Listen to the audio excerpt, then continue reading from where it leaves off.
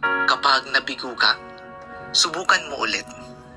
Kapag natalo ka, lumaban ka ulit.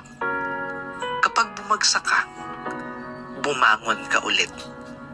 Tandaan mo, hindi bulag ang Diyos sa mga pagsisikap natin.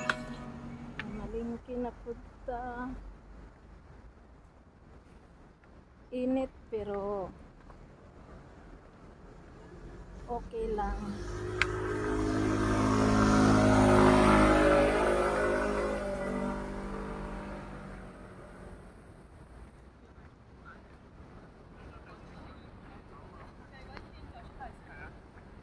Tugbong ta tutag market.